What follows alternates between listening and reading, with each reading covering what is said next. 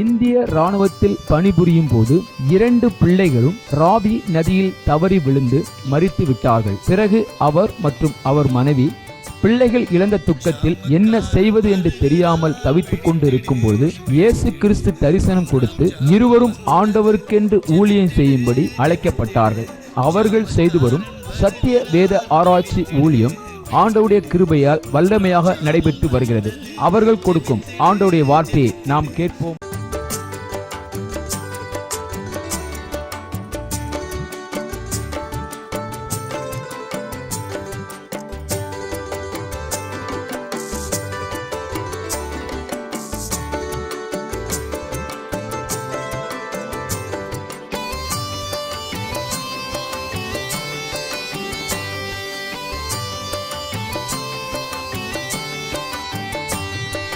ஜாமக்காரன் வருகிறான், விழித்திடு விழித்திடு, 3ஆம் ஜாமம் வந்தது, ஜெபித்திடு ஜெபித்திடு. ஜாமக்காரன் வருகிறான், விழித்திடு விழித்திடு, 3ஆம் ஜாமம் வந்தது, ஜெபித்திடு ஜெபித்திடு. பரிசுத்த வசனத்தை தேடி நீயும் வாசி, படித்ததை மறவாமல் கருத்துடன் தியானி. பரிசுத்த வசனத்தை தேடி நீயும் வாசி, படித்ததை மறவாமல் கருத்துடன் தியானி. வார்த்தைகள் வல்லமையாய் ஞானமாய் பேசு, வாதைகள் வராது நம்பிக்கையே சாட்சி. வார்த்தைகள் வல்லமையாய் ஞானமாய் பேசு, வாதைகள் வராது நம்பிக்கையே சாட்சி. ஜாமக்காரன் வருகிறான், விழித்திடு விழித்திடு, 3ஆம் ஜாமம் வந்தது, ஜெபித்திடு ஜெபித்திடு.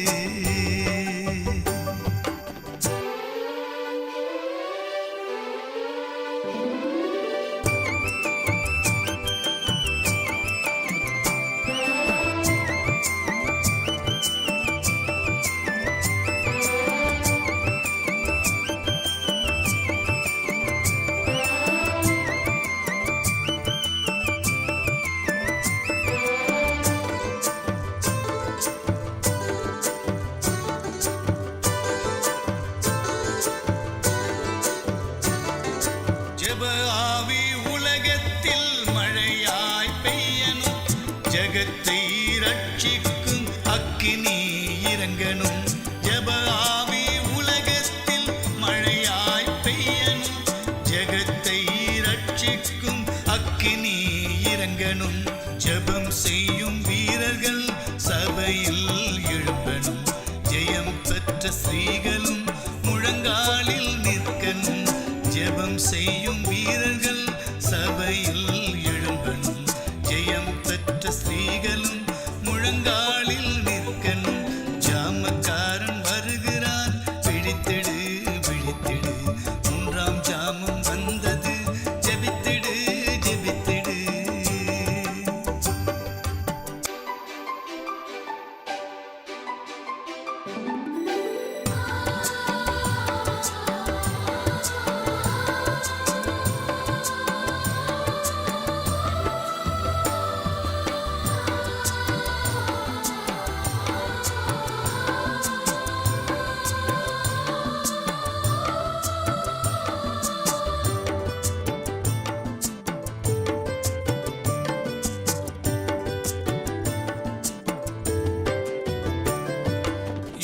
வீரன் கைகளில் சிலுவை கொடி தெரியுது, சீடன் பாடும் சங்கீதம் இமயத்தில் கேட்குது.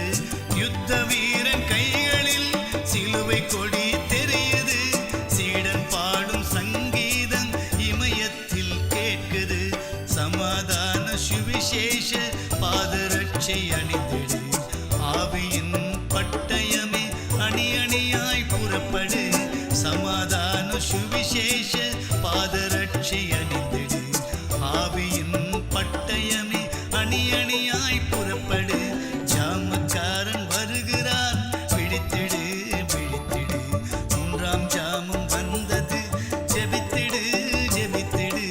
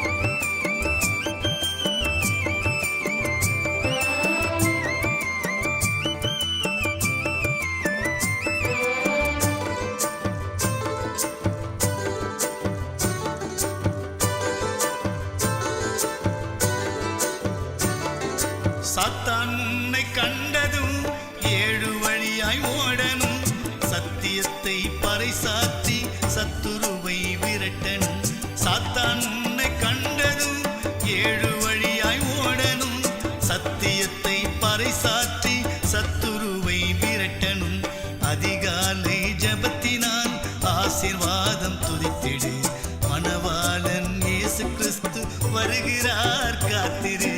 அதிகாலை ஜபத்தினால் ஆசீர்வாதம் துதித்திடு. மணவாளன் இயேசு கிறிஸ்து வருகிறார் காத்திரு. ஜாமக்காரன் வருகிறான் விழித்திடு மகனே. மூன்றாம் ஜாமம் வந்தது ஜெபித்திடு மகளே. ஜாமக்காரன் வருகிறான் விழித்திடு மகனே. மூன்றாம் ஜாமம் வந்தது ஜெபித்திடு மகளே. பரிசுத்த வசனத்தை தேடி நீயும் வாசி. படித்ததை மறவாமல் கருத்துடன் தியானி. பரிசுத்த வசனத்தை தேடி நீயும் வாசி. படித்ததை மறவாமல் கருத்துடன் தியானி. வார்த்தைகள் வல்லமையாய் ஞானமாய் பேசு. வாதைகள் வராது நம்பிக்கையே சாட்சி. வார்த்தைகள் வல்லமையாய் ஞானமாய் பேசு. வாதைகள் வராது நம்பிக்கையே சாட்சி. ஜாமக்காரன் வருகிறான் விழித்திடு மகனே. மூன்றாம் ஜாமம் வந்தது ஜெபித்திடு மகளே. கர்த்தருடைய பரிசுத்த நாமத்திற்கு மகிமை உண்டாவதாக. எத்தனை பேர் வேத புத்தகத்தை கையில் கொண்டு வந்திருக்கிறீங்க? ஒரு கரங்களை உயர்த்தி ஒரு இலையிலே சொல்லுங்க பார்க்கலாம். ஹல்லேலூயா. இந்த வேதம் தான் நமக்கு இயேசுவாக இருக்கிறார். இயேசு தான் வேதமாக இருக்கிறார். ஹல்லேலூயா. நமக்குள்ள ஆவி ஆத்மா சரீரம் இருக்குது. எத்தனை பேருக்கு ஆவி ஆத்மா இருக்குது? நமக்குள்ளே இருக்கா இல்லையா? ஆவி ஆத்மா சரீரம். ஹல்லேலூயா. 1 தெசலோனிக்கர் 5ஆம் அதிகாரம் 23ஆம் வசனத்தை நாம் வாசிக்க கேட்போம். சமாதானத்தின் தேவன் தாமே உங்களை முற்றிலும் பரிசுத்தமாக்குவாராக. உங்கள் ஆவி ஆத்துமா சரீரம் முழுவதும் நம்முடைய கர்த்தராகிய இயேசு கிறிஸ்து வரும்போது குற்றமற்றதா இருக்கும்படி காக்கப்படுவதாக. அல்லேலூயா. சமாதானத்தின் தேவன் தாமே நம்மை முற்றிலும் பரிசுத்தமாக்குவாராக. அல்லேலூயா. எப்போ ஆக்குவாரே? சமாதானத்தின் தேவன் தாமே நம்ம எப்போ முற்றிலும் பரிசுத்தமாக்குவார்னா அவருடைய சித்தத்தை நாம் செய்கிறவர்களாக இருக்க வேண்டும். அல்லேலூயா. அவருடைய கரத்தில் இருக்கும்போது தான் பரிசுத்தமாக்க முடியும். நம்முடைய கரத்தில் ஒரு பாத்திரம் இருக்குதுன்னா அதை நம்ம பரிசுத்தமாக வைக்கணும்னா நம்ம எப்போவுமே அதை சுத்தம் பண்ணி கொண்டே இருந்தால் பரிசுத்தமாக இருக்கும். அதே போல் தான் ஆண்டவர் சொல்கிறாரு, நீங்கள் என்னுடைய கரத்தில் இருக்க வேண்டும். அல்லேலூயா. எப்போதும் ஆண்டவரையே நோக்கி பார்க்கிறவர்கள் தான் பரிசுத்தமாக இருக்க முடியும் என்று 1 தெசலோனிக்கர் 5:23 சமாதானத்தின் தேவன் தாமே உங்களை முற்றிலும் பரிசுத்தமாக்குவாராக. உங்கள் ஆவி ஆத்மா சரீரம். ஆவி ஆத்மா சரீரம் அவர் வரும்போது எப்படி இருக்கணுமா? அதுக்குள்ளே ஒரு குற்றமில்லாது இருக்கணும். புரியுதுங்களா? எந்த ஒரு அதுக்குள்ளே பழுதுகள் இருக்கக்கூடாது, பாவம் இருக்கக்கூடாது, அதுக்குள்ளே ஒரு அக்கிரமம் இருக்கக்கூடாது. புரியுங்களா? அதை முற்றிலும் பரிசுத்தமாக்குவதற்கு ஆண்டவர் என்ன செய்கிறாரு? சமாதானத்தின் தேவன் 3 காரியங்களையும் நமக்கு முக்கியமாக படுத்துகிறார். அல்லேலூயா. 1, சமாதானத்தின் தேவன் தம்முடைய இயேசு அனுப்புகிறார். பிதா என்ன செய்கிறாரு?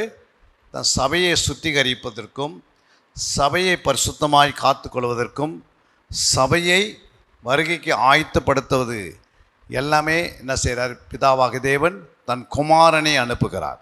ஃபஸ்ட்டு யார் வந்தது? இந்த பூமியில் ஆண்டவராக இயேசு கிறிஸ்து கன்னி மரியாளுக்குள்ளே என்ன பண்ணியிருக்கிறாரு? உருவாக்கப்பட்டு. அல்லேலூயா. அங்கே யோவான் 1ஆம் அதிகாரம் 14ஆம் வசனம் சொல்கிறது, அந்த வார்த்தை மாம்சமாகி கிருபையினாலும் சத்தியத்தினாலும் நிறைந்தவராய் நமக்குள்ளே வாசம் பண்ணினார். நமக்குள் வந்து என்ன பண்றாரு? வாசம் பண்ணுகிறார். அல்லேலூயா. அப்போ சமாதானத்தின் தேவன் தன்னுடைய குமாரனை எப்படி அனுப்புகிறார்? வார்த்தையை அனுப்புகிறார். எப்படி அனுப்புகிறாரு? வார்த்தை. ஆண்டோடைய வார்த்தை கன்னி மரியாளுக்குள்ள என்ன பண்ணுது? உள்ளே போய் அவனுடைய கர்ப்பத்தில் விடுது. அல்லேலூயா. அங்கே இயேசு உருவாகிறார். அதே போல தான் ஆண்டவர் சொல்கிறாரு, அதே வார்த்தை நம்முடைய ஆத்மாவில் போய் விடணும். எங்கே விடணும்? நம்ம உள்ளான மனிதன். இந்த உள்ளான மனிதனுக்குள்ளே இந்த வார்த்தை எவ்வளோ நீங்கள் கேட்குறீங்களோ, எவ்வளோ வாசிக்கிறீங்களோ, எவ்வளோ அதை தேடி வாசிக்கிறீங்களோ, அதை தியானித்து வாசிக்கிறீங்களோ, இல்லை ஆராய்ந்து வாசிக்கிறீங்களோ, இப்படிலாம் நாம் செய்யும் போது இந்த வார்த்தை வித்தாக மாறுகிறது. அல்லேலூயா. வார்த்தைக்கும் வல்லமை இருக்கிறது. அப்போது நமக்குள்ளே கிறிஸ்து உள்ள உருவாகுவதற்கு தான் சமாதானத்தின் தேவன் தம்முடைய குமாரனை அனுப்புகிறார். அல்லேலூயா. ஏன் அப்படின்னா ஃபஸ்ட்டு ஆண்டவர் என்ன பண்ணார்? ஆதாமை ஏவாளையும் உருவாக்கும் போது அவர்களை மண்ணினாலே உருவாக்கினார். அல்லேலூயா. அப்போ மண்ணினால் உருவாக்கப்பட்ட இந்த ஆதாமுக்கு ஆண்டவர் என்ன செய்தார்? அந்த ஆதாமுடைய விலா எலும்பு எடுத்து பெண்ணை உருவாக்கினார். புரியுங்களா? ஆதாமுக்கு ஒரு ஏற்ற துணை, அதே போல் மணவாளனுக்கு ஏற்ற துணை நம்ம தான் மணவாட்டி. அல்லேலூயா. ஆதாமுடைய விலா எலும்பில் ஒரு விலா எலும்பு எடுத்து மனைவியை உருவாக்குறார். யாரை? யோவாளை உருவாக்குறார். அதே போல் இயேசு கிறிஸ்து கல்வாரி சிலுவையில் தொங்கிக் கொண்டிருக்கும் போது அவருடைய விலா எலும்பு குத்தப்பட்டு அந்த விலா எலும்பின் மூலமாக விலா எலும்பில் குத்தப்பட்டதுனால கர்த்தர் ஒரு மணவாட்டியை உண்டாக்குறார். அல்லேலூயா. அப்போ நம்ம மணவாட்டிகளை உருவாக்கப்படுவதற்கு இயேசு முதல் முக்கியம். இயேசு இல்லாமல் இதை உருவாக முடியாது. இரண்டாவது பரிசுத்த ஆவியானவர் வேணும். யார் வேணும்? பரிசுத்த ஆவியானவர் வேணும். பரிசுத்த ஆவியானவர் இல்லாமல் நம்ம பைபிளே வாசிக்க முடியாது, ஜெபம் பண்ண முடியாது, ஆலயத்துக்கு டைமோடு வர முடியாது, கர்த்தருக்கு கொடுக்க முடியாது, கர்த்தருடைய வசனங்களை சொல்ல முடியாது, ஆத்ம ஆதாயம் செய்ய முடியாது, நற்கிரிகளை செய்ய முடியாது, ஆண்டவருக்காக வைராக்கியமாக வாழ முடியாது. ஏன்னா இந்த ஆவியானவர் தான் என்ன பண்ணுறார்? நமக்கு உதவி செய்கிறார். எத்தனை பேருக்கு ஆவியானவர் வேணும்? அப்போ இந்த ஆவியானவரை பெற்றுக்கொள்ள வேண்டும். அல்லேலூயா. அப்போ ஆவியானவர் எப்படி உள்ளே வராரு அப்படின்னா அங்கே சொல்லப்பட்டிருக்கிறது. அப்போஸ்தலர் 10ஆம் அதிகாரம் 44ஆம் வசனம் சொல்லுகிறது, இந்த வார்த்தைகளை பேதுரு பேசி கொண்டிருக்கும் போது வசனத்தை கேட்டவர்கள் யாவர் மேலும் பரிசுத்த ஆவியானவர் இறங்கினார். பாருங்க, வசனத்தை கேட்கிறவர்களுக்கு நீங்கள் இந்த வசனத்தை கவனமாக கேட்டுக்கினே உட்காந்துருந்தீங்கன்னா தான் எங்கே உங்களுடைய சிந்தனை சிதறாதபடிக்கு தேவனுடைய பாதத்தில் உட்காந்து என்ன சொல்கிறாரு மேய்ப்பர், வேதத்தை எல்லாமே திறந்து ஒரு நோட்ஸில் எழுதணும் வசனத்தை. அல்லேலூயா. அப்போ தான் நம்ம சிந்தனை சிதறாது.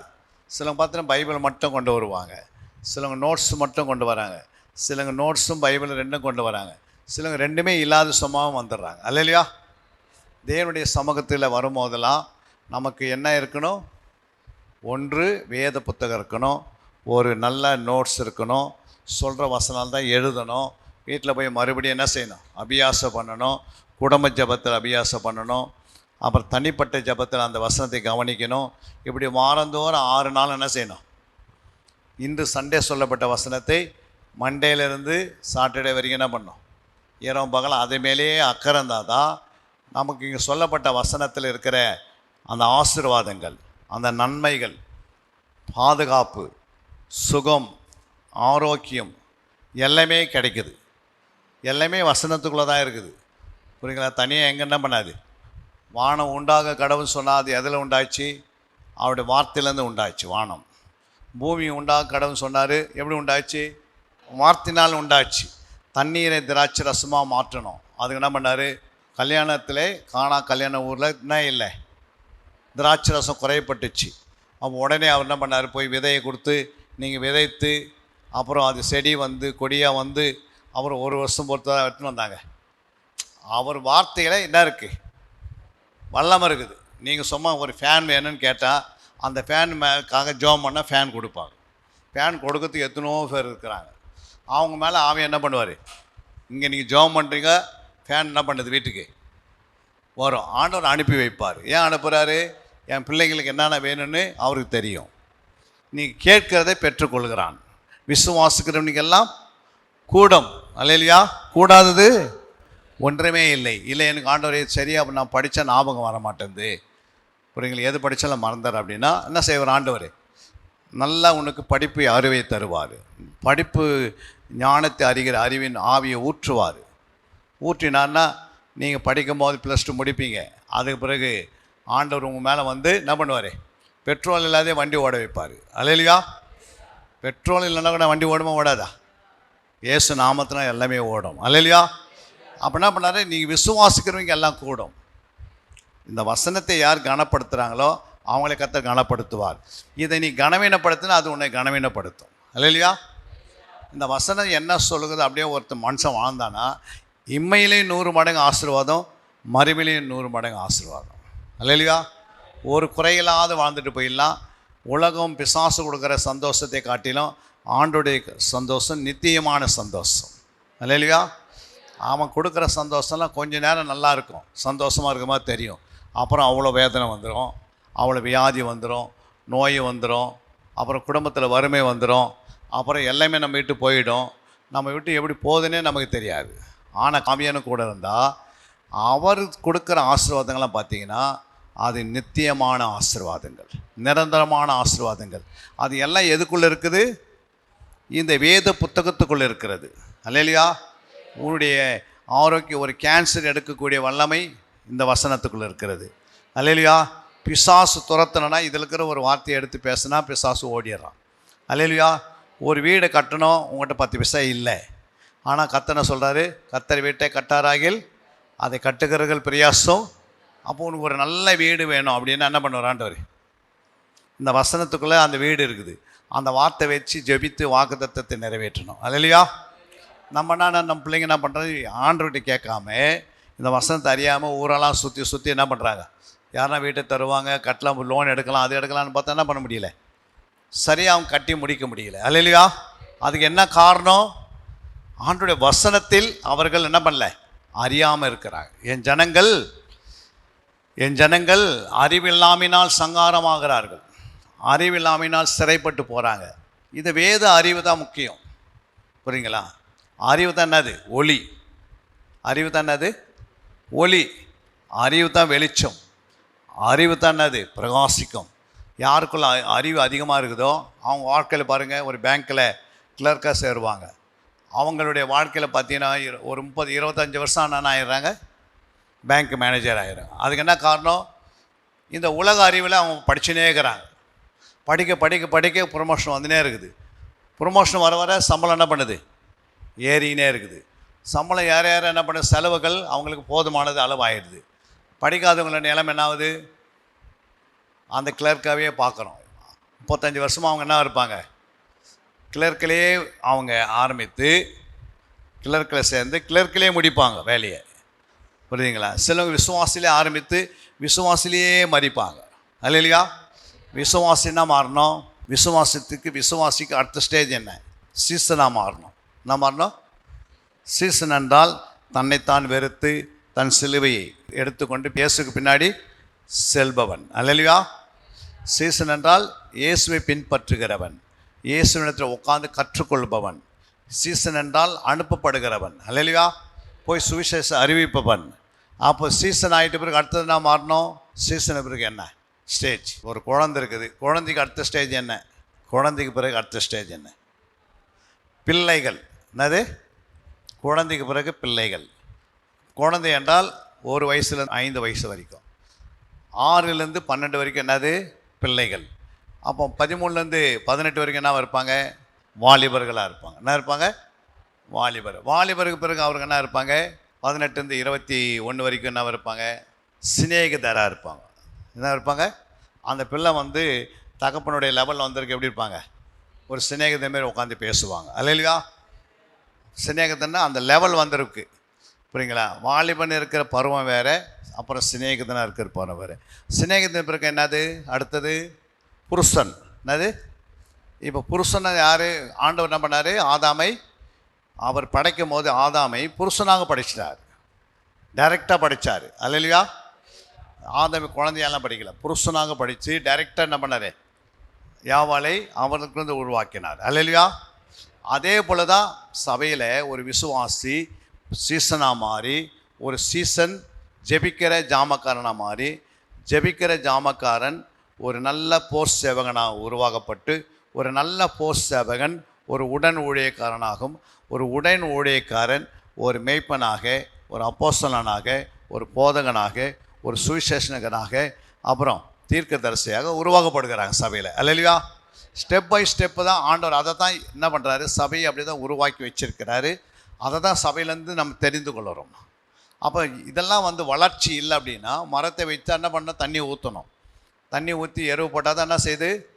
இந்த வருஷம் 100 கனி கொடுத்ததுன்னா அடுத்த வருஷம் எத்தனை கனி கொடுக்கும்?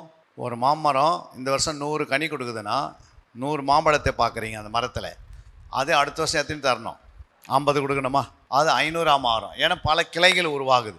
அப்படி தான் சபை வந்து இந்த இடத்துல ஒரு சபையை ஸ்தாபித்த பிறகு இதே போல் பக்கத்தில் இருக்கிற அம்பத்தூரில் ஒரு சபை என்ன பண்ணியிருக்கணும்? ஸ்தாபிக்கணும். ஏன் அப்படின்னா அதுதான் வளர்ச்சி. ஒரு மரத்தை போல தான் சபை. அல்லேலூயா. அப்போ இந்த சபையிலேருந்து நீங்கள் என்ன பண்ணியிருக்கணும்? விசுவாசியாக உட்காந்துருந்தாங்கன்னா பாஸ்டர் ஐயா மட்டும் தான் இருப்பார். அல்லேலூயா.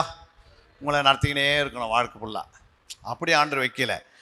இது சபையும் கிருபாசனம் இந்த சபையானது சென்னையில் கொண்டு ஒரு 150 சபை இருக்கணும். எத்தனை சபை? ஒவ்வொரு பகுதிக்கு ஒரு சபை உருவாகக்கூடாதா? அம்பத்தூரில் பார்த்தீங்கன்னா ஒரு சபை இருக்கணும், பட்டாபுரத்தில் போய் பார்த்தா இருக்கணும், ஆவடியில் பார்த்தா இருக்கணும். புரியுங்களா? ஒரு சாதாரண செல்ஃபோனு கடையை நம்ம பார்க்குறோம். ஒரு கடை வச்சாரா அப்புறம் ஊரெல்லாம் கடை இருக்குது. அல்லேலூயா.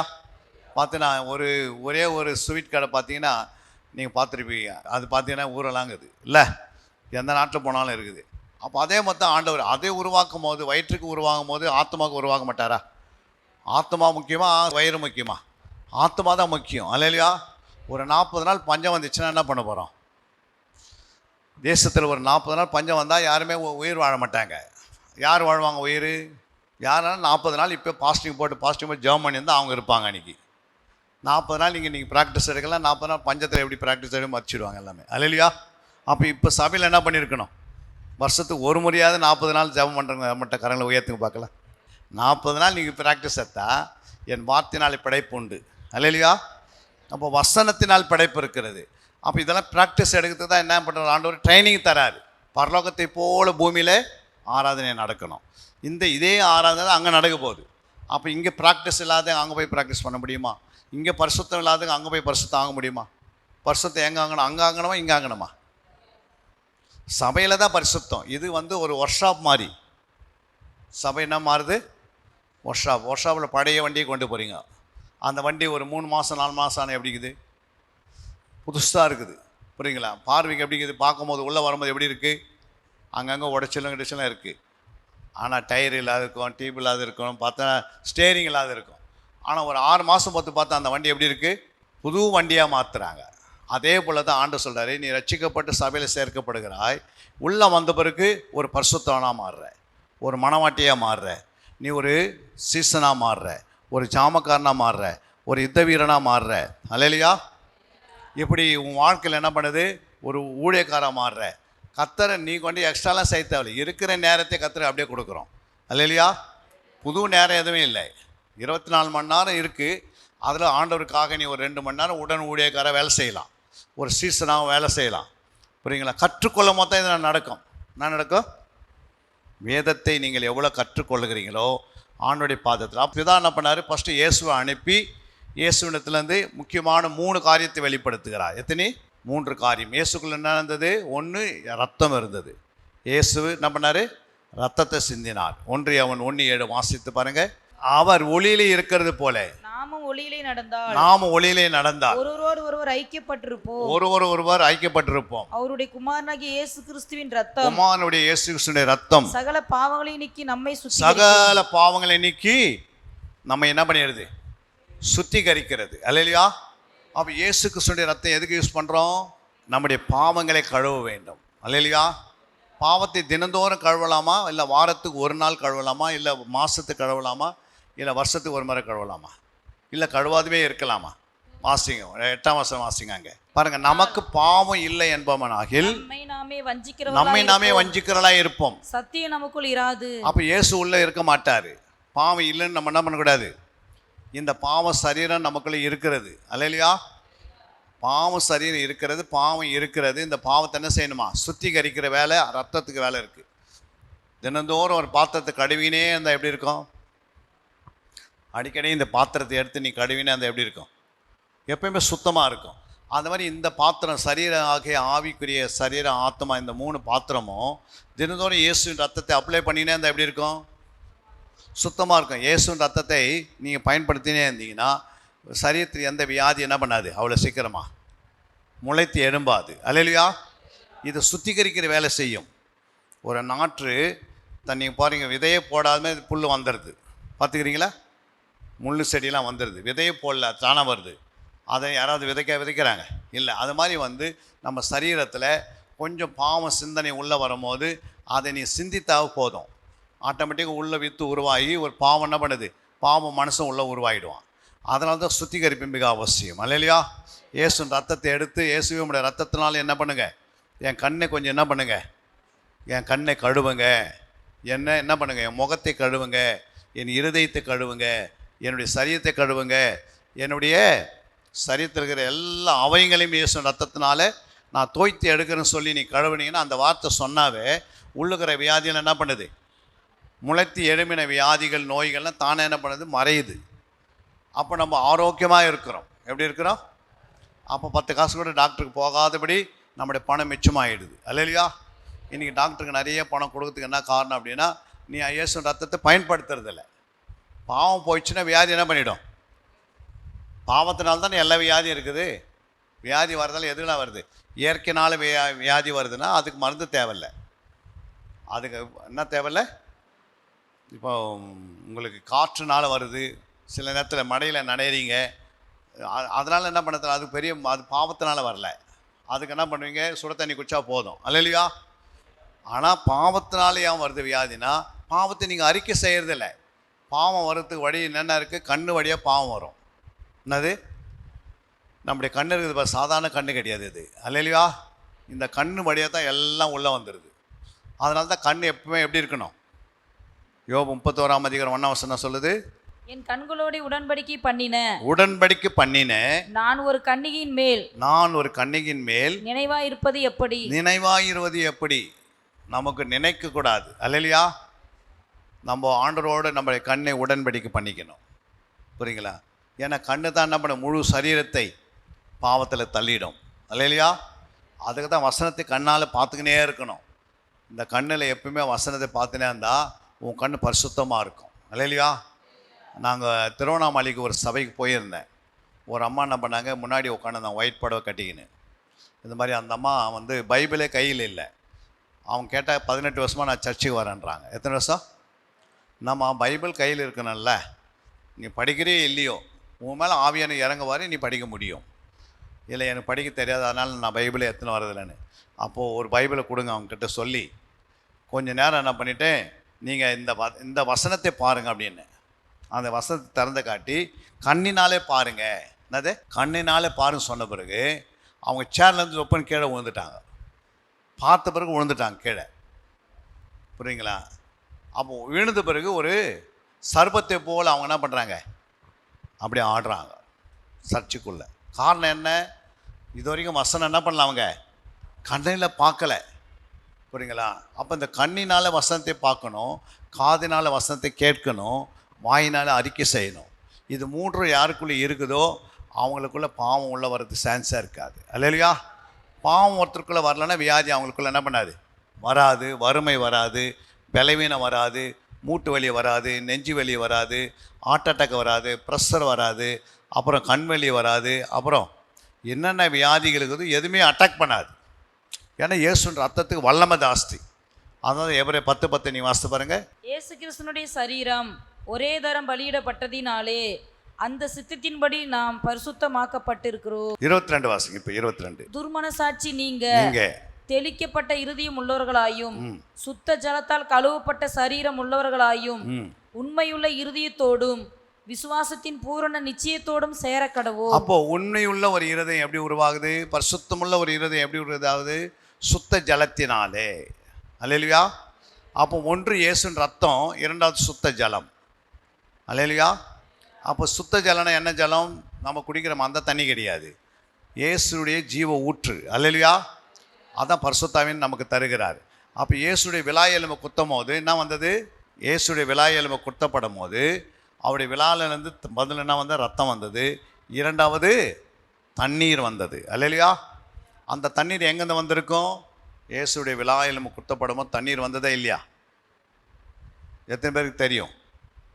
எல்லாருக்கும் தெரியும். அப்போ தண்ணீர் எங்கேருந்து வந்தது, அந்த தண்ணீர் எங்கேருந்து வந்ததுன்னா ஏசாயா 53:12 பாருங்க எங்கேருந்து வந்ததுன்னு. அவர் தமது ஆத்மாவை மரணத்தில் ஊற்றுகிறாரு. அப்போ ஆத்மாவில் என்ன இருக்கும், நம்முடைய ஆத்மாவில் ஃபுல்லாக என்ன இருக்கும், ஜீவ தண்ணீர் நிரப்பப்படணும். ஐஸ்வர்யம் ஒரு மனுஷன் அவன் நரகத்துக்கு போகிறான். அங்கே போன பிறகு அவன் என்ன கேட்குறான்? முதல்ல எனக்கு கொஞ்சம் சாப்பாடு கொடுன்னு கேட்டான். ஐஸ்வர்யம் மறித்து லாசர் மறிக்கிறாங்க. ஐஸ்வர்யம் எங்கே போனால் நரகத்துக்கு போகிறான். அவன் என்ன கேட்டான்? தண்ணீர் கேட்டான். என்ன தண்ணி? ஏற்கனவே சரீரத்தை அடக்கம் பண்ணி வச்சுருக்குது, இப்போ ஆத்மா நரகத்துக்கு போயிடுச்சு. அவன் ஓன்னு கத்துறான், ஐயோ இந்த நரகத்தில் வந்து மாட்டிக்கின்னே. அப்போது லாசர்கிட்ட கேட்கறது என்ன சொல்கிறார்? ஆபிரகாம்கிட்ட கேட்குறாரு, ஒரு சொட்டு தண்ணி கேட்குறாரு. என்ன கேட்குறாரு? அப்போ அந்த ஆத்மாவை தாகம் தீர்க்கப்படாத ஒரு ஆத்மா நரகத்துக்கு போயிடுது. அதனால தான் தாகம் தீர்க்கப்படுறதுன்னா வசனம் தண்ணீராக மாறுகிறது, வசனம் ஆவியாக மாறுகிறது, வசனம் ஜீவனாக மாறுகிறது. அல்லையா? அப்போ இந்த மூணுமே நமக்குள்ளே வரணும். அதை தான் ஆண்டவர் சொல்கிறாரு. 1 யோவான் 5ஆம் அதிகாரம் 8ஆம் வசனத்தில் வாசிக்கிறோம். பூலோகத்தில் சாட்சி எடுக்கிறவைகள் 3 ஆவி, ஆவி, ஜலம், ஜலம், ரத்தம், ரத்தம் என்பவைகளே ஒருமைப்பட்டிருக்கிறது. அல்லையா? அப்போ பூமியில் சாட்சி எடுக்கிற என்ன? இயேசு தன் ஆவியே விட்டார். எல்லாம் பார்த்தாங்களே இல்லையா? அதுக்கு பிறகு என்ன பண்ணாங்க? விலாயாலம் குத்தப்படும் போது அங்கே ரத்தமும் ஜலமும் போயிடுச்சு. இந்த ஆவி, இந்த ஜலம், இந்த ரத்தம் எங்கேருந்து வந்தது? இது மூணுமே எங்கேருந்து உருவாச்சு? கன்னி மரியாளுக்குள்ளே இயேசு உருவாகும் போது அந்த ரத்தம், அந்த ஜலம், அந்த ஆவி எங்கேருந்து உருவாச்சு? எங்கம்மா? வார்த்தையிலேருந்து உண்டாச்சு. எங்கே? வார்த்தைக்குள்ளே என்ன இருக்குது? ஜீவன் இருக்கிறது. அந்த ஜீவன் தான் ரத்தமாக இருக்கிறது. வார்த்தைக்குள்ளே ஆவி இருக்கிறது. அந்த ஆவி தான் இயேசுக்குள்ளே ஆவியாக மாறிச்சு. வார்த்தைக்குள்ளே என்ன இருக்குது? ரத்தம், ஜலம் இருக்கிறது. இந்த ஜலம் மனுஷனுக்கு ஆத்மா தாகம் தீர்க்கப்படுகிறது. அல்லையா? அதனால தான் சமாரிய ஸ்திரிகிட்ட ஆண்டவர் ஒரு வார்த்தையை சொன்ன பிறகு அந்த அம்மா என்ன பண்ணுறாங்க? தீர்க்கதரிசியாக மாறிடுறாங்க. அல்லையா? ஓ மேசியா நான் பார்த்தேன் அப்படின்றாங்க. அந்த அம்மா அந்நிய ஸ்திரியாக இருந்தாலும் புறஜாதி ஸ்திரியாக இருந்தாலும் அவங்களுக்கு உடனே எப்படி இவர் மேசியான்னு தெரியும்? ஆண்டவர் பேசின பிறகு கண்டுபிடிக்கிறாங்க. அவங்களுக்குள்ள ஆண்டோடைய ஆவி உள்ளே போகுது. ஆண்டவர் வசனத்தை பேசின பிறகு 10:44 வாசனில் நீங்கள் வசனத்தை கேட்டுக்கொண்டே இருக்கும் போது உங்கள் மேலே யார் இறங்கி வருவாங்க? ஆவியானவர் இறங்கி வருவார். நீங்கள் கவனமாக கேட்டுக்கினே இருந்தீங்கன்னா அதனால தான் வாரந்தோறும் ஆவியான் நம்ம மேலே இறங்கி வருவார். நீங்கள் வீட்டில் உட்காந்து வேதத்தை வாசித்தா வந்து இறங்கி வருவார். ஏன்னா ஆவியானவர் சப்போர்ட் பண்ணாமல் எதுவுமே செய்யவே முடியாது. நமக்கு வர எல்லா நன்மைகளும் எங்கேருந்து இருக்குதுன்னா ஆவியானவருக்கு தான் தெரியும். அதை தான் வாசிக்கிறேன் 16ஆம் அதிகாரம் 13ஆம் வசனத்தில். யோவான் 16:13 சத்திய ஆவியாகிய அவர் வரும்போது சகல சத்தியத்துக்குள்ள நம்ம என்ன பண்ணுவாரு? நடத்துவார். அவர் தம்முடைய சுயமாய் பேச மாட்டார். தாம் கேள்விப்பட்டவைகள் யாவை சொல்லி வரப்போகிற காரியங்களை உங்களுக்கு அறிவிப்பார். வரப்போற காரியங்களாம் என்ன பண்ணுவார்? ஆவியானவர் உங்களுக்கு நடத்துவார். உங்களுக்குள்ள ஆவியானவர் இருந்தால் நாளைக்கு உங்கள் வீட்டுக்குள்ளே திருடம் வரப்போகிறான்னு என்ன பண்ணுவார்? இன்றைக்கே முட்டி போட்டு முழங்கால் போட்டு ஜெபம் பண்ண சொல்லுவார். அல்லையா? நீ ஜெபம் பண்ணாதே, எனக்கு தூக்கம் ஜாஸ்தியாக இருக்குது, தூங்கி இருந்தால் திருடம் வந்து போகிறத யாருக்குமே எச்சரிப்பார். ஆண்டவர் வந்து எதுனா தேவனுடைய பிள்ளைகளுக்கு ஆவியானவர் என்ன செய்ய சப்போர்ட் பண்ணினே இருப்பார். அல்லையா? வரப்போகிற காரியங்கள் எந்த கம்பெனியில் வேலை இருக்குதுன்னு யாருக்கு தெரியும்? நிறைய வேக்கண்ட் எந்த கம்பெனியில் யாருக்கு தெரியும்? ஆவியானவருக்கு தெரியும். அல்லையா? நீ ஜெபம் பண்ணால் உனக்கு சொல்லுவார், இந்த கம்பெனிக்கு என்ன பண்ணு, அப்ளிகேஷன் போடு சொல்லுவார். அவரே காட்டுவார், கூகுளில் எடுத்து காட்டுவார், இதில் போன்னு காட்டுவார். அந்த ஆவியான ஒன்றுக்குள்ளே இல்லை என்றால் நீ எப்படி இருப்ப? சரியான வேலையில் இல்லாமல் 10 வருஷம் சம்பாதிக்க வேண்டிய சம்பளத்தை 100 வருஷம் சம்பாதிக்கிறதா இருக்கும். அல்லையா? ஒரு மாதம் சம்பளத்தை நீங்கள் ஒரே மாதத்தில் 2 லட்சம் 1.5 லட்சம் வாங்குற அளவுக்கு உன்னை உயர்த்தத்துக்கு ஆண்டு ரெடியாக இருக்கிறார். நீங்கள் பார்த்தீங்கன்னா அந்த 1.5 லட்சத்தை 12 மாதம் சம்பாதிப்பாங்க. அல்லையா? ஏன் அப்படின்னா ஆவியான உனக்குள்ளே இல்லாதனால அவ்வளோ கடினமான வேலை செய்யணும். ஆவியான உனக்குள்ளே இருந்தால் உனக்கு பெரிதான காரியத்தை காட்டுவார். யோசேப்புக்குள்ளே ஆவியானவர் இருந்தார். எங்கே போனார்? யோசேப்புக்குள்ளே யோசேப்புன்னு ஒரு மனுஷன் இருந்தார். அல்லையா? அந்த யோசேப்புக்குள்ளே அந்த ஆவியானவர் இருந்ததுனால அவர் எகிப்தில் போய் என்ன மாறுறாரு? ராஜாவாக மாறுறாரு. ஆனால் அவங்க அண்ணன் தம்பி 11 பேர் எப்படி இருந்தாங்க? கையெழுந்து நின்றுனாங்க. அதுக்கு என்ன காரணம் அப்படின்னா அவங்களுக்குள்ளே யாரும் இல்லை, ஆவியானவர். யோசேப்புக்குள்ளே ஆவியானவர் இருந்தார். அதே ஆவியானவர் தானியேலுக்குள்ளே இருந்தார். தானியேல் எப்படி இருந்தார்? சிங்காசனத்தில் உட்காந்திங்கன்னு ஒரு அதிகாரியாக வேலை செய்கிறாரு. அல்லையா? நியாயாதிபதியாக வேலை செய்கிறாரு. அதுக்கு என்ன காரணம்? ஆவியானவர் அவருக்குள்ளே இருக்கிறாரு. புரியுங்களா? ஆவியானவர் இல்லாதவங்களாம் என்ன பண்ணாங்க? எல்லாம் அந்த பொற்சிலைக்கு வணங்குறாங்க. ஆனால் சாத்ராக் மேஷாக் ஆபேதுக்குள்ளே விசுவாசம் அதிகமாக இருந்தனால, பரிசுத்த ஆவி இருந்தனால அவங்க என்ன பண்ணல? வணங்கலை. எங்களை என்ன பண்ண? விசுவாசத்தில் நிற்கிறாங்க. அப்போ விசுவாசிக்கிறவனுக்கு அக்கினியில் போட்டால் என்ன ஆகும்? அக்கினி வேலை செய்யாது. அல்லேலூயா.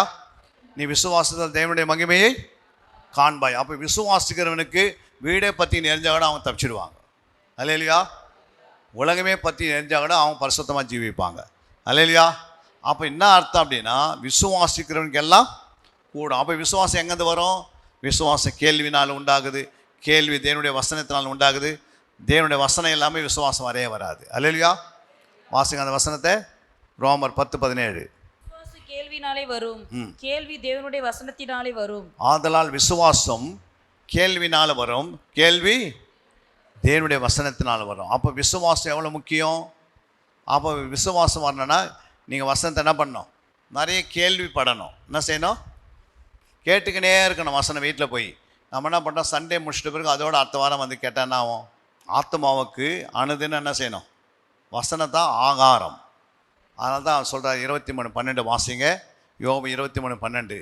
அவர் உதடுகளின் கற்பனைகளை விட்டு நான் பின்வாங்குவதில்லை, அவருடைய வாயின் வார்த்தைகளை எனக்கு வேண்டிய ஆகாரத்தை பார்க்கிலும் அதிகமாய் காத்து கொண்டேன். பாருங்க, அவர் உதடுகளின் கற்பனை. என்னது?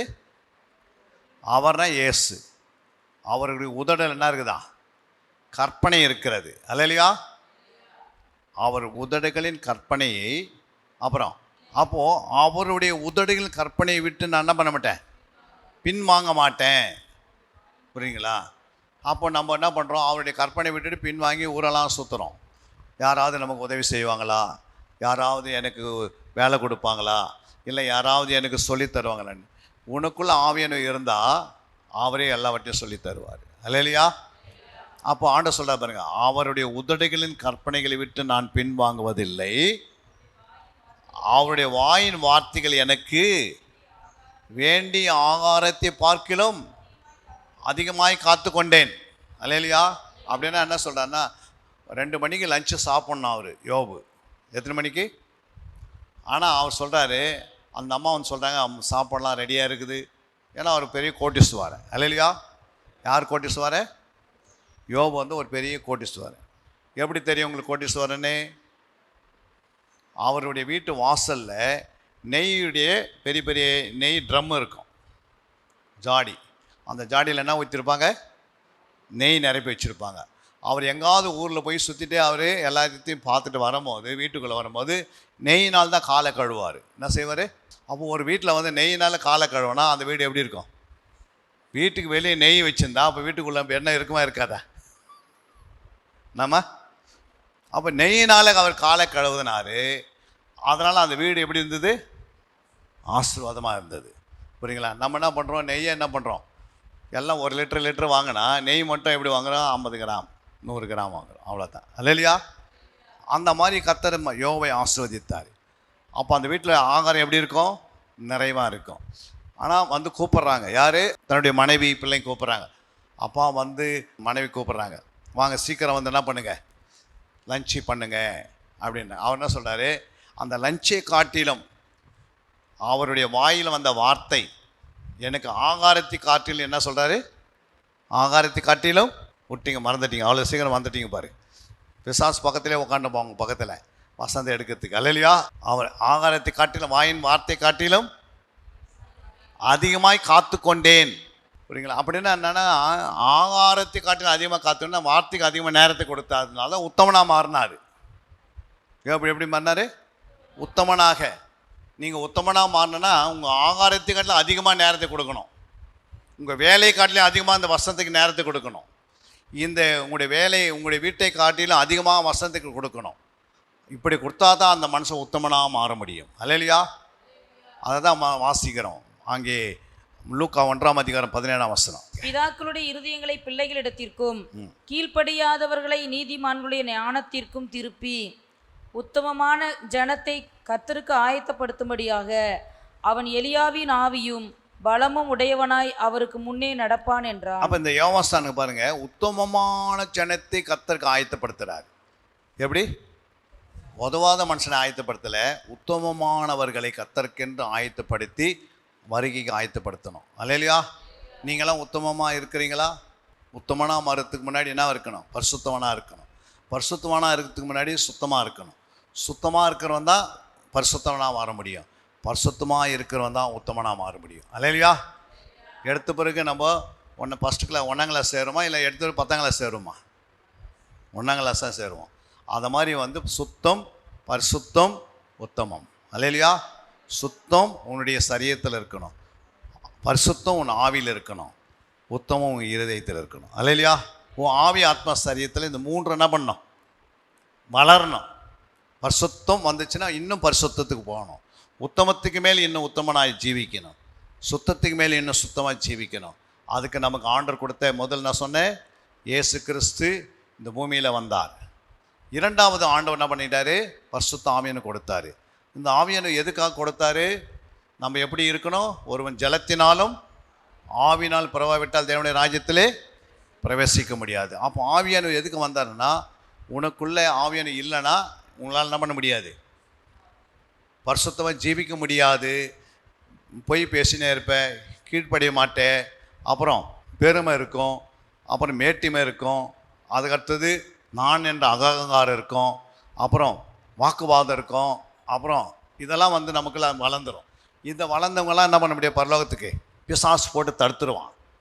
புரியுங்களா? அதனால தான் நம்ம என்ன பண்ணுறோம், ஆவியை நமக்குள்ளே ஃபஸ்ட்டு உள்ளே இருக்கிறாரா நம்ம ஆராய்ந்து பார்க்கணும். ஒருத்தருக்குள்ளே ஆவியன் வந்தால் எப்படி இருப்பாங்க அவங்க? உங்களுக்குள்ளே ஆவியன் வந்துட்டானே நீ எப்படி கண்டுபிடிக்க முடியும்? ஆவியன் உங்களுக்குள்ளே இருக்கிறான் எப்படிமா கண்டுபிடிக்க முடியும்? பரிசுத்தமாக. அப்புறம் ஆவியன் உங்களுக்குள்ளே எப்படி கண்டுபிடிங்கன்னா, இப்போ உங்கள் கணவர் வந்து உங்களை ஒரு வார்த்தை சொல்கிறாருன்னா, திட்டுறான்னு வச்சுக்கலாம், புரியுங்களா? நீங்கள் அதை பார்த்து என்ன பண்ண மாட்டீங்க? கோவப்பட மாட்டீங்க, அவரை வந்து கோபித்து கொள்ள மாட்டீங்க. அந்த வார்த்தையை என்ன பண்ணுவீங்க? பெற்றுக்கொண்டு அதை என்ன பண்ணுவீங்க? அஜம் பண்ணிடுவீங்க. அல்லேலூயா. அதை சகித்து கொள்வீர்கள். அப்போ உங்களுக்குள்ள ஆவியன் இருக்கிறாருன்னு அர்த்தம். திருப்பி நீங்கள் உடனே திருப்பி பேசுகிறீங்க அப்படின்னா உங்களுக்குள்ளே பிசாசு ஆவி உட்காந்துருக்குதுன்னு அர்த்தம். அல்லேலூயா. அப்போ உனக்குள்ளே கோபம் வருதுன்னு அர்த்தம். புரியுங்களா? ஆவியன் ஒருத்தருக்குள்ள இருந்தான்னா அவர் சாந்தமாக இருப்பார். யார் எவ்வளோ திட்டினாலும் அவங்க அறியாமல் பேசுகிறாங்க, நம்ம அதை என்ன பண்ணுவாங்க? சகித்து அதில் என்ன பண்ணுவாங்க? நிலைத்திருந்து அந்த வார்த்தையை ரிசீவ் பண்ணி அவங்க மனதிரும்பலை நடத்திடுவாங்க. அல்லேலூயா. நாம் குறுக்கு பேசினாமோ அப்போ ஆவியான இல்லைன்னு அர்த்தம். அல்லேலூயா. அதே போல் ஆவியான் நமக்குள்ளே இருக்கிறாருன்னா, ஒரு பொருள் கிடைக்குது, நம்மளுக்கு தெரியும் அவங்க போட்டாங்கன்னு, உடனே எடுத்து நம்ம என்ன பண்ணுவோம்? அதை கொண்டு போய் கொடுத்துருவோம். அல்லேலூயா. இல்லை மற்றவங்க பொருளை யாரா வீட்டுக்குள்ளே நம்ம வாங்கி வச்சுருப்போம், அவங்க மறந்துட்டுப்பாங்க 10 வருஷமாக முன்னாடியே, அதை என்ன பண்ணுவோம்? நம்ம யூஸ் பண்ணிப்போம். அந்த பொருளை இருக்கிற வரைக்கும் உனக்குள்ளே ஆவியான் என்ன பண்ண மாட்டாரோ? வேலை செய்ய மாட்டார். அல்லேலூயா. அப்போ அந்த பொருளை திருப்பி நம்ம என்ன பண்ணிடணும்? கொடுத்துடணும். அல்லேலூயா. அப்போ ஆவியானவர் உள்ளே இருக்கும்போது பரிசுத்தத்தை அவர் விரும்புகிறார். புரியுங்களா? யாராவது உன்னை 1 மைல் தொலைவு போக சொன்னால் நீங்கள் 2 மைல் தொலைவு போகிற அளவுக்கு நீங்கள் என்ன பண்ணுவீங்க? அந்த பலனை கொடுப்பார் ஆண்டவர். அல்லேலூயா. அதனால தான் வந்து ஆவியானவர் நமக்குள்ளே என்ன பண்ணோம்? பழைய ஏற்பாட்டில் இருக்கிற ஆவியானவர் வித்தியாசம், புதிய ஏற்பாடு இருக்கிற ஆவி வித்தியாசம் இருக்கா இல்லையா? சிம்சோன் மேலே ஒரு ஆவி இருந்தது. அந்த ஆவி நம்மக்கிட்ட இருந்த அண்ணாவும் ஊரில் ஒரு ஆள் கூட என்ன பண்ண ரவடிக்கு சுத்த முடியாது. அல்லேலூயா. சிம்சோன் மேலே இருக்கிற ஆவி நம்ம மேலே இருந்தால் ஊரில் ரவடி இருப்பானா? என்ன பண்ணுவான்? சிங்கத்தை கிழிச்சு போகிற மாதிரி போயிட்டு போட்டு போயிடுவாங்க. அல்லேலூயா. அப்போ சிம்சோன் ஆவி என் மேலே இறங்குன்னு சொல்லக்கூடாது, கிறிஸ்து மேலே இருக்கிற அபிஷேகம் தான் என் மேலே இறங்குவான்னு கேட்கணும். அல்லேலூயா. இயேசு மேலே இருக்கிற ஆவி நம்ம மேலே வந்தால் தான் தாழ்மையாக இருக்க முடியும், பொறுமையாக இருக்க முடியும், பரிசுத்தமாக இருக்க முடியும். 4 பேர் சொன்னாலும் என்ன பண்ணுவோம்? அந்த வீட்டை கட்டி எழுப்புவதுக்கு பொறுமையாக இருப்போம். அல்லேலூயா. அப்போ ஆவியன் உள்ளே இருக்கும்போது அவர் என்ன செய்வார்? வேதத்தை வாசி, தேடி வாசி, வாசத்தை ஆராய்ந்து வாசி, தியானம் பண்ணி வாசி, தியானம் பண்ணி சம்பாஷணை பண்ணு, 4 பேருக்கு போய் சொல்லு, 4 பேருக்கு சாட்சியாக வாழு, 4 பேருக்கு இடரலாது வாழு, 4 பேருக்கு என்ன பண்ணு? உண்மையாக வாழு என்று நம்ம நடத்திக்கினே வருவார். அப்போ தான் வாழ்க்கையில் வளர முடியும். அல்லேலூயா. அதை வாசிக்கலாம். 3ஆம் அதிகாரம் 8ஆம் வசனம் சொல்லுகிறது. யோவான் 3ஆம் அதிகாரம் 8ஆம் வசனம். காற்றானது தனக்கு இஷ்டமான இடத்திலே வீசுகிறது, அதன் சத்தத்தை கேட்கிறாய், ஆகிலும் அது இன்ன இடத்திலிருந்து வருகிறது என்றும் இன்ன இடத்துக்கு போகிறது என்றும் உனக்கு தெரியாது. ஆவியினால் பிறந்தவன் எவனோ? ஒரு ஆவியினால ஒருத்தர் பிறந்துட்டாங்கன்னா ஒரு காற்று போல இருப்பாங்க. எப்படி இருப்பாங்க? காற்று என்ன பண்ணுது? எங்கே அதை ஆரம்பித்து எங்கே போகுதுன்னு யாருக்குமே தெரியாது. ஆவியானவர் ஒருத்தருக்குள்ளே இருந்தால் அவங்க எங்கே போகிறாங்க எங்கே வரான்னு யாருக்குமே தெரியாது. அல்லேலூயா. அந்த அளவுக்கு ஆவிக்குரியவன் ஆவிக்குரிய ஜீவித்தில் வளருவான். அல்லேலூயா. அப்போ காற்று இன்னைக்கு இங்கே இருக்கும், நாளைக்கு எங்கே இருக்கும் காற்று? அது வேற இடத்துல வீசும். புரியுங்களா? இப்போ சுனாமி வரும்போது நீங்கள் அங்கே போய் நில்லுன்னு சொல்ல மாட்டாங்க. ஆவியன் உனக்குள்ளே இருந்தால் உன்னை அங்கேருந்து கொண்டு வந்து எங்கே வைப்பார்? பெங்களூரில் போய் உட்கார வச்சுருவார். புரியுங்களா? பெங்களூரில் அதெல்லாம் முடிச்சுட்டு அங்கே போன பிறகு சுனாமி இங்கே வந்துக்கிறது தெரியும். அப்போது ஏதாவது பூமி அதிர்ச்சி வருதுன்னா அந்த மனுஷன் ஆண்டவருக்கு தேவையில்லை. ஒரு 4 பேர் சுவிசேஷம் அறிவிக்கிறவராக இருக்கிறாரு, 4 பேருக்கு ஜெபம் பண்ணுறவராக இருந்தால் பூமி அதிர்ச்சி வந்து எங்கே இருப்பார்? அவர் ஆவியானவர் கொண்டு போய் வேற இடத்துல வச்சுடுவார். அல்லையா? ஜெபிக்காதவங்க, அப்புறம் ஜெபிக்காதவங்க, வேதத்தை வாசிக்காதவங்க, மற்றவங்களுக்கு ஆத்மாவுக்கு போய் சொல்லாதவங்களுக்கெல்லாம் சுனாமிலே போய் விட்டுருவார் ஆண்டவர். அல்லையா? இங்கேயே இருப்பாயினி அப்படின்னுவார். ஏன் அப்படின்னா அவங்க எதுவும் யூஸ் இல்லை. புரியுங்களா? ஆண்டவருக்கு எது யூஸ் ஆகுதோ அதை பயன்படுத்துவார். புரியுங்களா? சவுல் யூஸ் ஆகிடுச்சா? சவுல் சொன்னார் ஆண்டவர், அமலேக்கர் போய் என்ன பண்ணு, அமலேக்கரை எல்லாரையும் கொன்றுடு, குழந்தை கூட என்ன பண்ணிடு, அடித்து கொண்டுடுனாரு. பரிசுத்த ஆவி அவன் மேலே இருந்தது. அவன் என்ன பண்ணிட்டான், போயிட்டு நல்லா இருக்கிறதெல்லாம் அவன் எடுத்துக்கின்னு வந்துட்டான், சொத்தையாக இருக்கிறதெல்லாம் வச்சுட்டான். அல்லேலூயா. அப்போ ஆண்டவர் என்ன சொன்னார், அவன் மேலே இருக்கிற பரிசுத்த ஆவியை எடுத்து தாவீது மேலே வச்சிட்டாரு. அல்லேலூயா. உங்கள் மேலே இருக்கிற ஆவியை கர்த்தர் ஏன் எடுத்துக்கிறான்னா, ஆண்டவர் உனக்கு ஆவி எது கொடுத்தானே, ஜெபம் பண்ணுறதுக்கு, வேதத்தை வாசிப்பதுக்கு, 4 பேருக்கு சுவிசேஷம் அறிவிப்பதுக்கு, 4 பேருக்கு சாட்சியாக வாழ்வதற்கு, 4 பேருக்கு இடர்லாத ஒரு வாழ்க்கை வாழ்வதற்கு தான் ஆவியை உன் மேலே வைக்கிறார். நீ அதை யூஸ் பண்ணாதுன்னு இருந்தால் அந்த ஆவியை எடுத்து யார் மேலே வச்சுடுவார்? ஒரு தாளந்தை வாங்கினவன் அதை அவன் யூஸ் பண்ணாதனால அந்த தாளந்தை எடுத்து யார்கிட்ட கொடு, 5 தாளந்துக்கிட்ட குத்துற அப்படின்றார். அல்லேலூயா. ஏன் கொடுக்க சொல்கிறாரு? அவன் பிரயோஜனமற்ற ஊழியக்காரனாக இருக்கிறான், சோம்பேறியாக இருக்கிறான். சர்ச்சுக்கு வர வேண்டியது, இங்கே வந்துட்டு அதோடு அடுத்த வாரம் வர வேண்டியது. வாரத்துக்கு ஒரு நாளாவது என்ன பண்ணிக்கணும், திங்கட்கிழமையிலேருந்து வெள்ளிக்கிழமை வரைக்கும் நடக்கிற பைபிள் கிளாஸில் கலந்துக்கணும். இங்கே நடக்கிற அத்தனை மீட்டிங்கில் என்ன பண்ணணும், கலந்ததுக்கு நீ ஜெபிக்கணும். அல்லேலூயா. இப்போ புதன்கிழமை சாயந்தரம் உங்களுக்கு இங்கே பைபிள் கிளாஸ் இருக்குது, அன்றைக்கி உங்களுக்கு வேலை இருக்குது, வேலை மேலே டியூட்டி ஆஃபீஸர் சொல்லிட்டாரு புதன்கிழமை வந்து ஆகணும். இப்போது நீங்கள் ஞாயிற்றுக்கிழமை உனக்கு சொல்லிட்டாங்க, புதன்கிழமைனா இருக்குது பைபிள் கிளாஸ் இருக்குது. இப்போ இந்த பைபிள் கிளாஸுக்கு வர முடியுமா, வர முடியாதா? அப்போ நீங்கள் என்ன பண்ணியிருக்கன்னா, ஞாயிற்றுக்கிழமை பாஸ்டர் சொன்ன பிறகு நீ ஞாயிற்றுக்கிழமை நைட்டு ஜெபம் பண்ணணும், திங்கக்கிழமை நைட்டு ஜெபம் பண்ணணும், செவ்வாய்க்கிழமை நைட்டு ஜெபம் பண்ணால் உனக்கு புதன்கிழமை சாயந்தரம் என்ன பண்ணுவார் ஆண்டவர், அந்த வேலையிலேருந்து உனக்கு என்ன பண்ணுவார், அதிகாரியுடைய கண்ணில் தயவு உண்டாக்கி நீ கிளாஸுக்கு போகிறதுக்கு வழி வசதிருப்பார். நீ சண்டே சொல்லப்பட்ட புதன்கிழமை கிளாஸ்னு சொன்ன பிறகு நீ ஞாயிற்றுக்கிழமை ஜெபம் பண்ணல, திங்கக்கிழமை ஜெபம் பண்ணல, செவ்வாய்க்கிழமை ஜெபம் பண்ணல, அப்போ புதன்கிழமை என்ன ஆயிருக்கும், நீ கிளாஸுக்கு வராதபடி அங்கே போயிடணும். அப்போ எந்த ஒரு குறிப்பு வந்தாலும் சபையில் சொல்கிற குறிப்புகளுக்கு நீங்கள் அதுக்காக ஜெபம் பண்ண கர்த்தர் அதை அனுமதிப்பார். அல்லேலூயா. நீங்கள் எதையுமே சொல்லாத இருந்தால் அது பிசாசு அனுபவிச்சிடும், பயன்படுத்துவா. அதனால தான் கர்த்தர்கிட்ட சொல்லணும். அதனால தான் ஆண்டவர் சொல்கிறார், ஏன்னா வானத்திலையும் பூமியிலும் சகல அதிகாரம், வானத்திலும் பூமியிலும் சகல அதிகாரம் யாருக்கிட்டமா இருக்குது? வாசிங்க அந்த வசனத்தை, 28ஆம் அதிகாரம் 18ஆம் வசனம் மத்தேயுல. அப்பொழுது இயேசு சமீபத்தில் வந்து அவர்களை நோக்கி, வானத்திலும் பூமியிலும் சகல அதிகாரம் எனக்கு கொடுக்கப்பட்டிருக்கிறது. பாருங்க, வானத்திலும் பூமியிலும் சகல அதிகாரம் யார்கிட்ட இருக்குது? இயேசுகிட்ட இருக்குது. அதனால கம்பெனி கிட்ட கிடையாது. புரியுங்களா? எந்த கம்பெனிக்கிட்டையும் அதிகாரம் அவங்க கிட்ட இருக்கும். அங்கே நீ வேலை செய்தால் உனக்கு ஒரு நாள் பைபிள் கிளாஸ் போகணும், ஒரு நாளைக்கு நீ இரவு ஜபத்துக்கு போகணும், ஒரு நாளைக்கு ஃபாஸ்டிங் பீரியட் போகணும். அப்போ நீ அந்த அதிகாரியுடைய கீழே நீ வேலை செய்யும் போது கர்த்தர் என்ன பண்ணுவார், நம்ம செய்வார். நீ ஜெபம் பண்ணால் கர்த்தர் நிச்சயமாக அந்த லீவை தருவார். தரமாட்டாரா? தருவார். ஒருவேளை அந்த அதிகாரி உனக்கு அடிக்கடிக்கு எதிர்த்து நின்று நீ வேலைக்கு நீ சர்ச்சைக்கே போகக்கூடாது எதிர்த்து இருந்தால் என்ன பண்ணுவார், அந்த அதிகாரி இடத்துல நீ போய் போஸ்ட்டு உனக்கு கொடுப்பாரு, அந்த அதிகாரி போஸ்ட்டு உனக்கு கட்டி கொடுத்துருவார். அல்லேலூயா.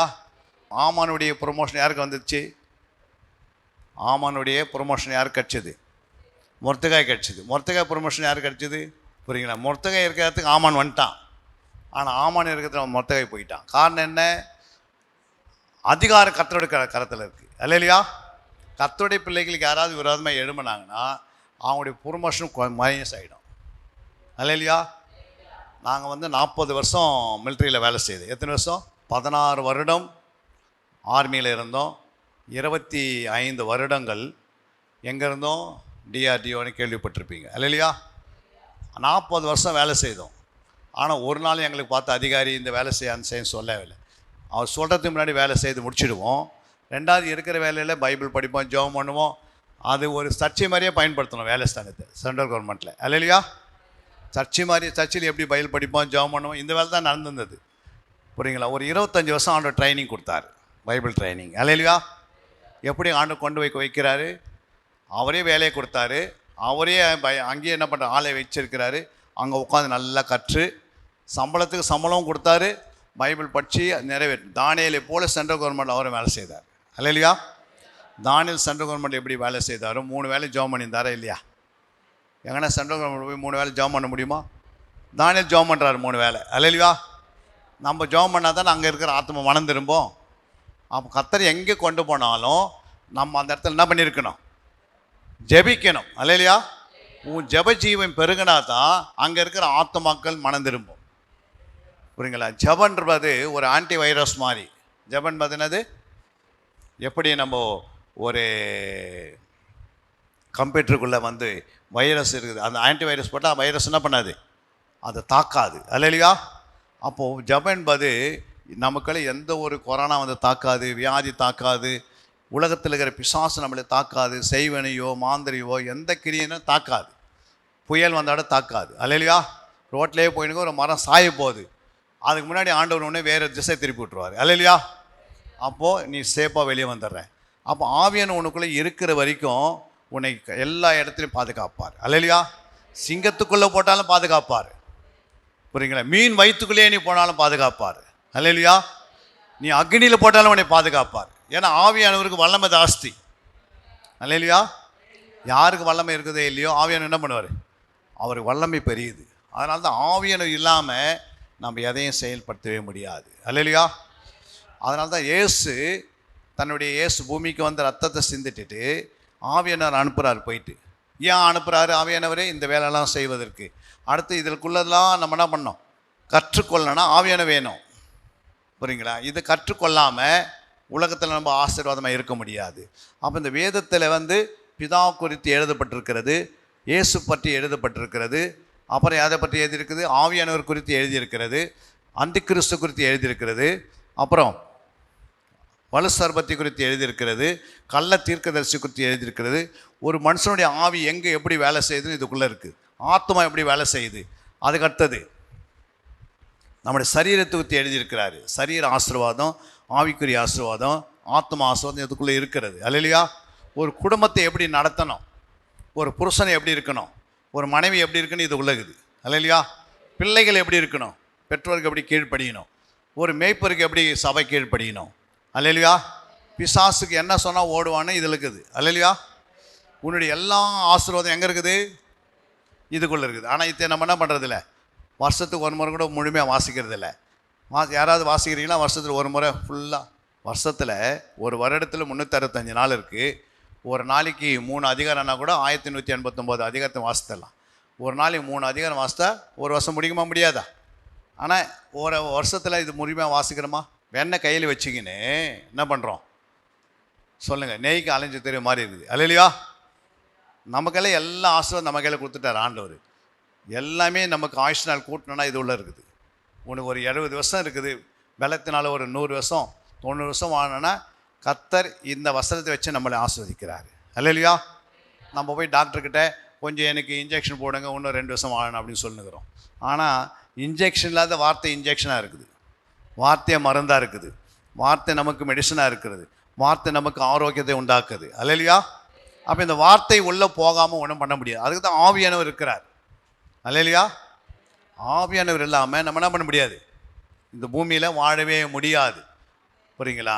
மீன் எவ்வளோ நாளும் தண்ணி கடலில் இருந்தால் என்ன நடக்குது? மீன் வந்து கடலுக்குள்ளே இருக்கிறது. ஆனால் கடல் எதை சாராது வாழுது, மீன் எதை சாராது வாழுது? கடலில் மீன் பார்த்துக்கிறீங்களா? அது எதை சாராது வாழுது? உப்பை சாராமல் வாழும். என்னது? உப்பு என்ன பண்ணாது? அது உப்பு தண்ணியிலே இருக்குது, ஆனால் என்ன பண்ணாது? அது சொல்லுங்கம்மா. உப்பை சாராமல் வாழுது. நம்ம பூமியே உலகத்தில் ஃபுல்லாக உலகமே பாவத்தில் இருந்தாலும் நம்ம தேவனுடைய பிள்ளைகள் பாவத்தை சாராமல் வாழணும். அல்லையா? அப்படி அதுக்கு தான் நம்மளை இங்கே வச்சிருக்கிறார். புரியுங்களா?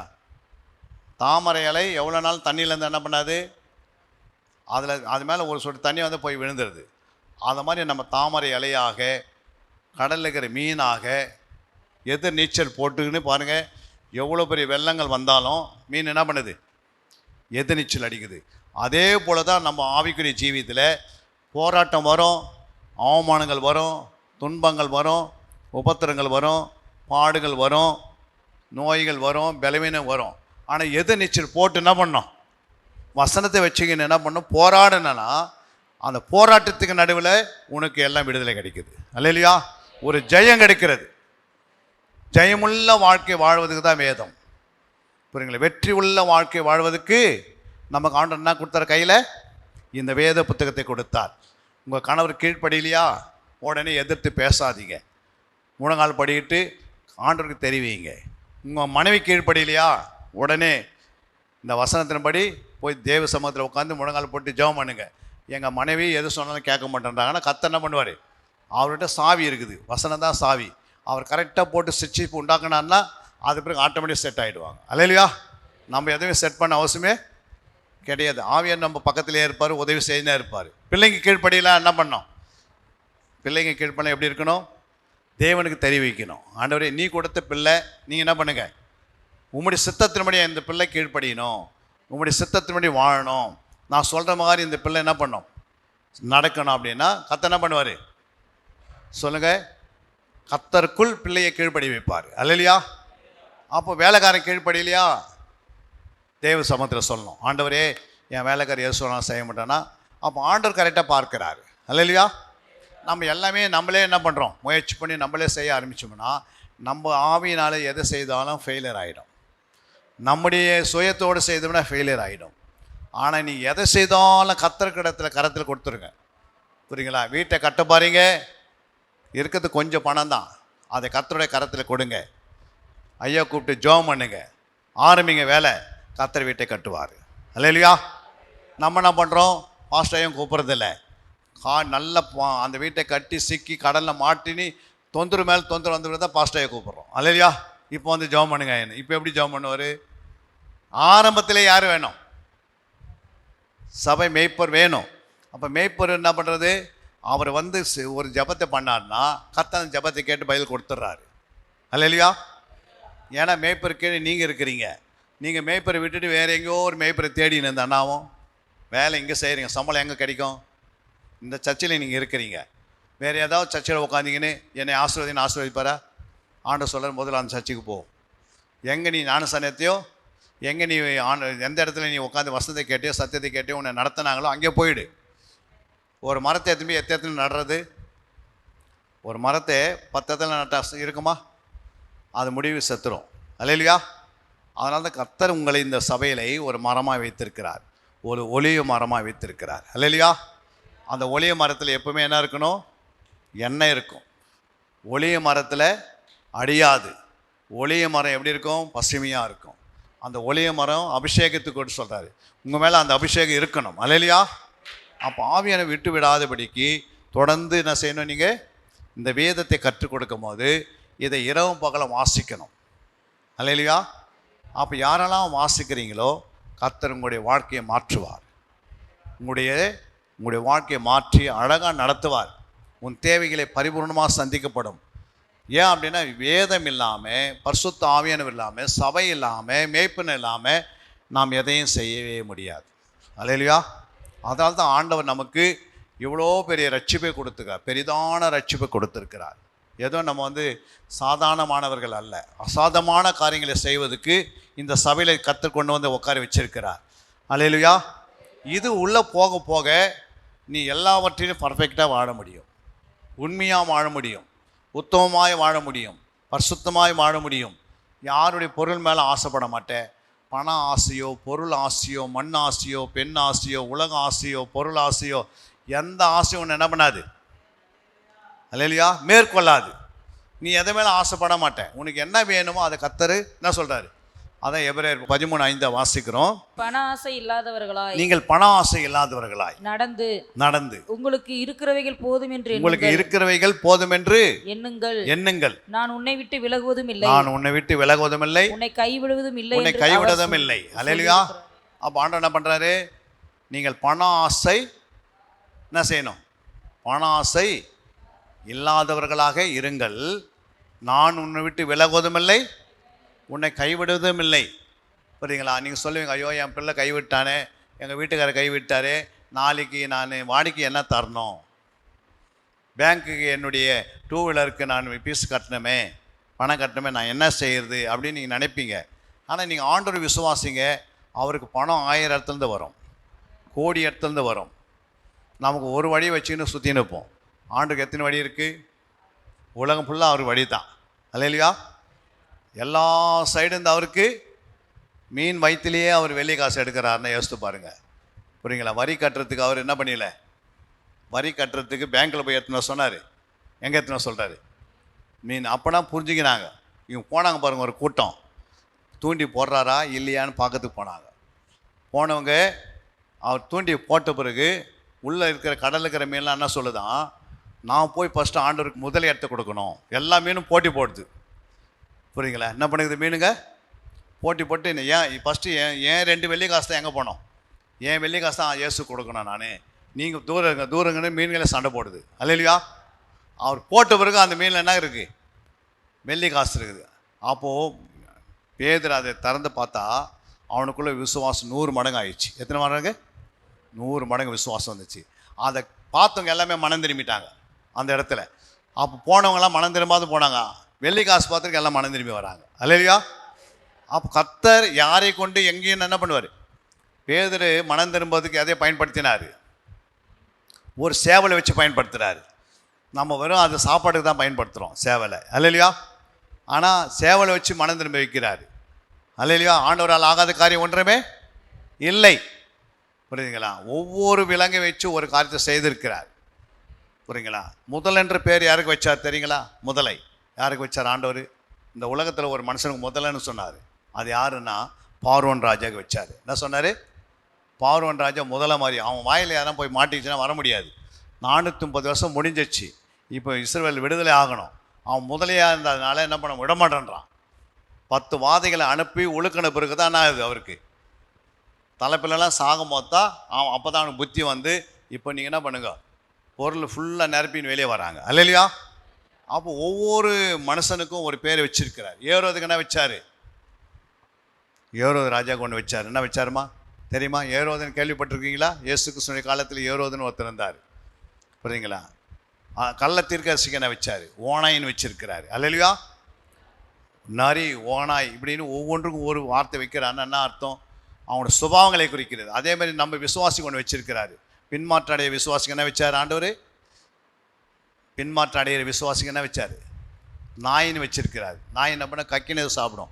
அதுமாதிரி நம்ம மறுபடியும் பாவத்தில் விழுந்துடக்கூடாது. அல்லையா? ஒரு முறை பாவத்திலேருந்து வெளியே வந்துட்டோம். புரியுங்களா? ஆண்டவர் பாதத்தில் ஜெபம் பண்ணினே இருந்தீங்கன்னா கர்த்தர் என்ன செய்வார்? உங்களை பரிசுத்தமாக்கினே இருப்பார். என்ன செய்வார்?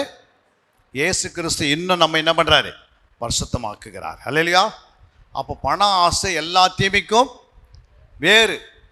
புரியுங்களா? உனக்கு எவ்வளோ கோடி வேணும்னு ஆண்டவருக்கு தெரியும். புரியுங்களா? எத்தனை லட்சம் வேணும்னு தெரியும். எங்கே வேலை செய்யணும்னு தெரியும். அவரை நம்பினவர்கள் ஒரு நாள் வெட்கப்பட்டு போனதே இல்லை. அவரை விசுவாசிக்கிறவனுக்கு எல்லாமே கூடும். அப்போ ஆண்டவராக இயேசுவை நீங்கள் உடம்பு பிடிக்கிற மாதிரி பிடிச்சிக்கணும். என்ன பண்ணோம்? உடம்பு என்ன பண்ணோம்? ஒரு சுவரை பிடிச்சனா விடுமா?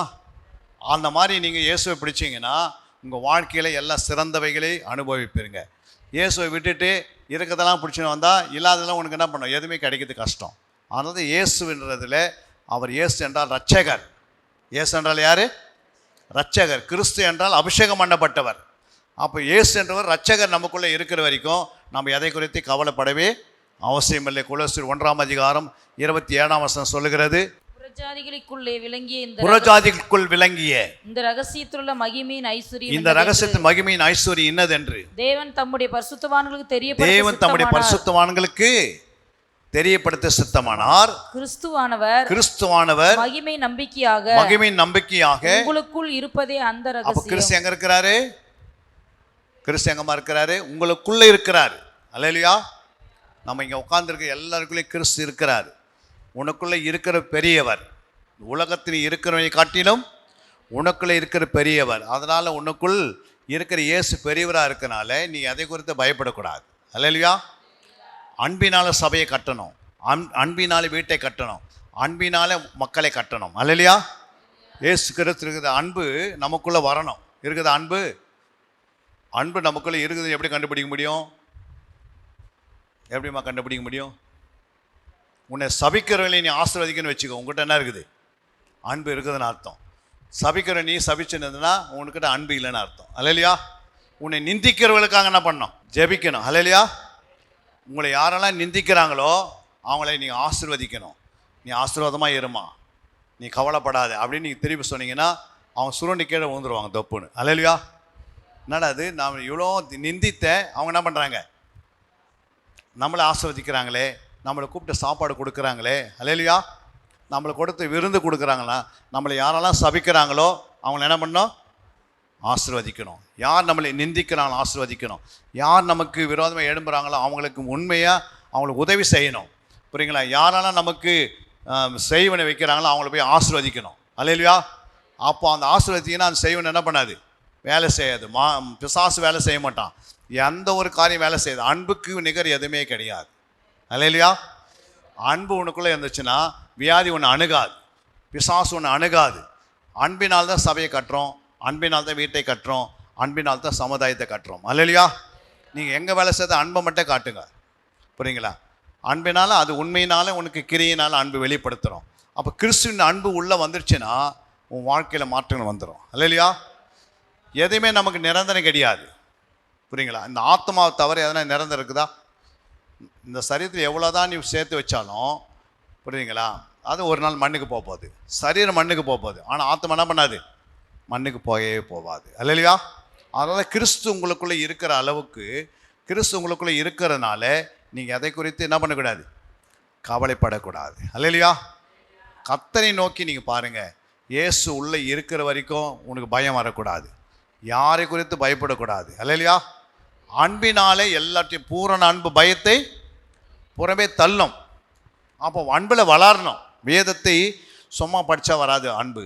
இந்த வேதத்தை வேறாக நீங்கள் ஆவி ஆத்மா சரித்திர கொண்டு வந்து நிரப்பினா தான், இதுக்கு டைம் கொடுத்தா தான் அன்பு, பூரண அன்பு வரும். ஏன்னா எல்லாமே எதுக்குள்ளே இருக்குது? இந்த வேதத்துக்குள்ளே தான் அன்பு இருக்கிறது. இந்த வேதத்துக்குள்ளே தான் நீடி பொறுமை இருக்கிறது. இந்த வேதத்துக்குள்ளே தான் சமாதானம் இருக்கிறது. கேட்கறதுனால சமாதானம் வந்துடாது. நான் இப்போ உங்களுக்கு வந்து சொல்கிறேன், சமாதானமாக இருங்கள் அப்படின்னு நான் சொன்னேன்னா என்ன அர்த்தம்? நான் கட்டளை எடுக்கிறேன் சமாதானமாக இருங்கன்னு. ஆனால் சமாதானமாக இருப்பதுக்கு நான் என்ன பண்ண, அவருக்கு நம்ம சமாதானம் இருப்பதுக்கு என்ன செய்யணும்? இப்போ நான் சமாதானம் இருன்னா சமாதானம் இருக்க முடியுமா? சொல்லுங்கம்மா. ஐயா, இருக்க முடியுமா? சமாதானமாக இருக்குன்னு நான் உங்களுக்கு சொன்னேன், நீங்கள் சமாதானம் வந்துடுமா? உடனே என்ன பண்ண, சமாதானம் என்னது, நான் கட்டளை எடுக்கிறேன் சமாதானமாக இருங்க. ஆனால் சமாதானமாக இருப்பதுக்கு என்ன செய்யணும்னா, சங்கீதம் 119 165 இருக்குது பாருங்கள். சங்கீதம் 119 165 என்ன சொல்லுது? வேதத்தை நேசிக்கிறவர்களுக்கு மிகுந்த சமாதானம் உண்டு. பாருங்க, இந்த வேதத்தை யார் நேசிக்கிறாங்களோ அவங்களுக்கு என்ன உண்டு? வேதம் என்பது 66 புத்தகம். இந்த 66 புத்தகத்தை யார் நேசிக்கிறாங்களோ அவங்களுக்கு என்ன சமாதானம் இருக்கும்? மிகுந்த சமாதானம் உண்டு. என்ன சமாதானம்? மிகுந்த சமாதானம் 30%, அதிக சமாதானம் 60%, மிகுந்த சமாதானம் 100%. அப்போ 100% சமாதானம் வேணும்னா சும்மா கிடைக்குமா? கடையில் போய் வாங்கிறதா இருந்தால் வாங்கிட்டு வந்துடலாம் சமாதானத்தை. கடையெல்லாம் விற்க மாட்டாங்க சமாதானம். அல்லையா? இந்த சமாதானம் வேதத்தை நேசிக்கிறவர்களுக்கு என்ன உண்டு? சமாதானம் உண்டு. இவர்கள் சமாதானம் பண்ணுகிறவர்களாக மாறிடுவாங்க. நீ ஒரு வீட்டுக்கு போனால் அந்த வீடு சமாதானம் ஆகிடும். புரியுங்களா? ஆனால் உனக்குள்ளே சமாதானம் இல்லைன்னா அந்த வீட்டில் அவ்வளோ சண்டை வரும். நீங்கள் போயிட்டு வந்த நாள்லேருந்து பார்த்தீங்கன்னா அன்னிலேருந்து தீ பற்றிக்கிறமா பற்றிக்கும் அந்த வீடு. அல்லையா? ஏன்னா நீ சமாதானம் இல்லாத ஒரு வீட்டுக்குள்ள நுழையக்கூடாது. கிறிஸ்தியத்தை சமாதானம், இந்த வேதத்தை நேசிக்கிறவர்கள் மிகுந்த சமாதானம். இந்த சமாதானம் உனக்குள்ளே இருந்தால் உன்னிடத்துல யார் வந்தாலும் சமாதானப்படுத்துவீங்க. அல்லையா? அதேமாதிரி அன்பு, பூரண அன்பு நமக்குள்ளே வந்துச்சுன்னா உங்கள்கிட்ட யார் வந்தாலும் அன்பாக இருப்பாங்க. புரியுங்களா? அன்பு என்ன பண்ணுது? எல்லாவற்றையும் சகிக்கும், எல்லாவற்றையும் தாங்கும், எல்லாவற்றையும் விட்டு கொடுக்கும். அல்லையா? அன்பு ஒருத்தருக்குள்ளே இருந்தால் அவங்க எல்லாத்தையும் சகித்துப்பாங்க. எவ்வளோ கெட்ட வார்த்தை உன்னை சொல்லி, 1000 வார்த்தை உன்னை சொல்லி உன்னை சபித்து விட்டால் கூட நீங்கள் அவங்கள நேசிப்பீங்க. ஏன் நேசிக்கிறீங்கன்னா அன்பினாலே நேசிக்கிறோம். அன்பு இல்லாத ஒரு மனுஷன் வாழ்ந்துட்டானா அவன் மிருகமாக வாழ்ந்தான்னு அர்த்தம். அல்லையா? ஏன்னா எல்லாருக்குள்ளேயும் அன்பு இருக்குது. சிங்கத்துக்குள்ளோட என்ன இருக்குது? தான் குட்டிகளை நேசிக்கிற அன்பு இருக்குது சிங்கத்துக்குள்ளே. பார்த்துக்கிறீங்களா? ஆனால் இன்னொரு குட்டி எதனா வந்து என்ன பண்ணுது? அது நேசிக்குதா? அது சாப்பிட்ருது. ஆனால் தேவனுக்குடைய அன்பு நமக்குள்ளே வருது. அந்த அன்பு நமக்குள்ளே வந்துடுச்சுன்னா நம்ம தேவன் யாரை நேசித்தார்? பாவிகளை நேசித்தார். நம்ம பாவிகளை நேசிக்கிறோமா? குடிக்காரனை பார்த்தா தூரம் ஓடிடுறோம். யாருன்னா விபச்சாரக்காரனை தூரம் ஓடுறோம். அவங்களுக்காக செபிக்கணும். ஏழை திக்கட்ட ஒடுக்கப்பட்டவர்களுக்காக நேசிக்கணும். அவங்களுக்கு உணவு எதனா கொடுக்கணும். அல்லையா? வேதத்தில் ஒரு வசனம் இருக்குது, பிச்சை கொடுத்தா என்ன உண்டாகும்? பிச்சை கொடுத்தா என்ன ஆகுனா உனக்கு உள்ளது எல்லாம் சுத்தமாகிடுமா. என்னது? ஒரு 10 ரூபாய் நீ ஒரு பிச்சைக்காரனை கொடுக்குறன்னா அதுலேயும் இயேசு சொல்கிறாரு, உனக்கு எல்லாம் சுத்தமாக இருக்குமா. உனக்கு எல்லாம் சுத்தமாக இருக்கிறதுக்கு ஒரே வழி என்ன? உனக்கு சர்ச்சுக்கு வரீங்க, சுத்தமாக ஆக முடியல, கொஞ்சம் ரயில்வே ஸ்டேஷனில் போய் பாருங்கள், ஒரு 10 ரூபாய் போடுங்க, நீங்கள் சுத்தமாக ஆகலாம். ஆக மாட்டீங்களா? அந்த வசனத்தை வாசிங்க. எங்கே இருக்குது?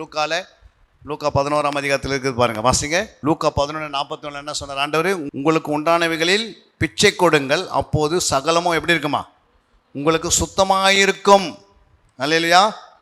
அதே 12:33 வாசித்து பாருங்க. 12:33 உங்களுக்கு உள்ளவைகளை விற்று பிச்சை கொடுங்கள், பழமையாய் போகாத பணப்பைகளையும் குறையாத பொக்கிஷத்தையும் பரலோகத்திலே உங்களுக்கு சம்பாதித்து வையுங்கள், அங்கே திருடன் அணுகுறதும் இல்லை, பூச்சி கெடுக்கிறதும். உங்களுக்குள்ள இருக்கிறத விற்று பிச்சை கொடுத்தா பரலோகத்தில் பொக்கிஷம் இருக்குமா. அல்லேலூயா. சாதாரண பிச்சை கொடுத்தா எல்லாம் சுத்தமாகிடுது. உங்களுக்குள்ள நிறைய வச்சுருப்பீங்க, வீட்டில் நிறைய பொருளுங்களா, லேண்ட் இருக்கும், அப்படியே வச்சுருப்பீங்க அந்த லேண்டை. அல்லேலூயா. அதை விற்று எங்கே இருக்கிற பிச்சைக்காரெல்லாம் கூப்பிட்டு என்ன பண்ணுங்க, அவங்களுக்கு உதவி செய்யுங்க.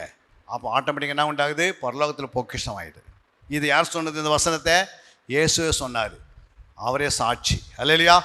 நம்ம என்ன பண்ணுறோம்? பிச்சையும் போடுறதில்ல, அப்புறம் விற்றும் யாருக்கும் கொடுக்கறதில்ல. எல்லாம் வீட்டில் சேர்த்து பேங்க்கில் சேர்த்து அங்கே சேர்த்து இங்கே சேர்த்து வச்சுட்டு நாளைக்கு என்ன நடக்க போகுதுன்னு யாருக்குமே தெரியாது. அல்லேலூயா. இருக்கிற வரைக்கும் ஆண்டவர் இயேசு உள்ளே இருந்தார்னா எல்லாமே உங்கள்கிட்ட இருக்குதுன்னு அர்த்தம். உனக்குள்ளே இயேசு இருந்துட்டா புரியுங்களா, மரணம் உன்னை என்ன பண்ணாது? வராது.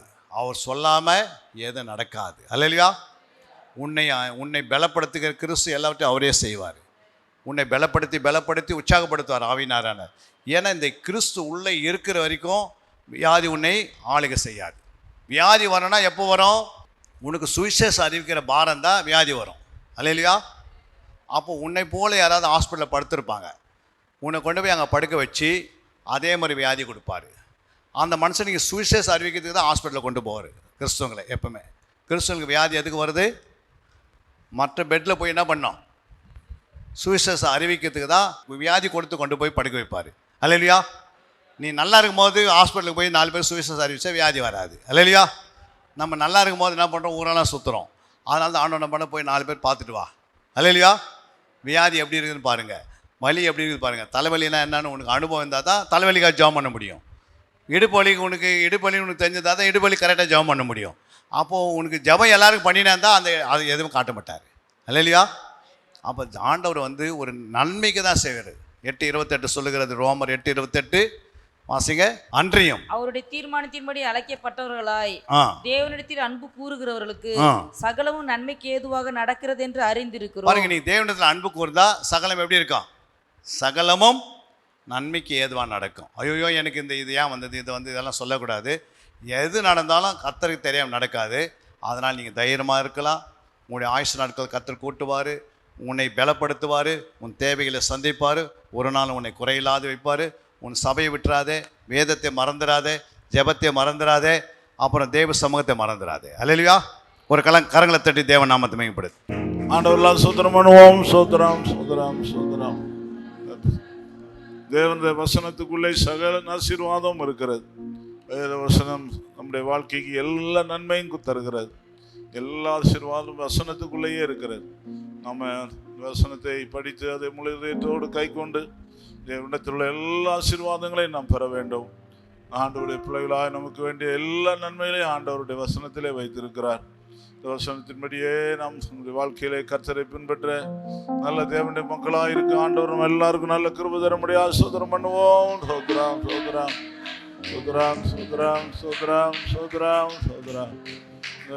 ஆராதனைக்கு வந்த எல்லா தேவனுடைய பிள்ளைகளுக்காக கர்த்தரை சோதரம் பண்ணுவோம். வராத பிள்ளைகள், ஊருக்கு போன பிள்ளைகள் எல்லாரையும் ஆண்டவர் காத்துக்கொள்ள முடியாத கர்த்தரை சோதரம் பண்ணுவோம். வசனத்தை காலை வேளையிலே தேவனுடைய சபைக்கு ஆண்டவர் அனுப்பி தந்ததுக்காக நம்முடைய கர்த்தரை சோதரம் பண்ணுவோம். தேவனை சோதரம் பண்ணுவோம். ஆண்டவராக இயேசு கிறிஸ்துவை சோதரம் பண்ணுவோம். பரிசுத்தாவியாய் தேவனை ஸ்தோத்திரம் பண்ணுவோம். பிதாவே, உடைய பரிசுத்த நாமத்துக்கு ஸ்தோத்திரம்.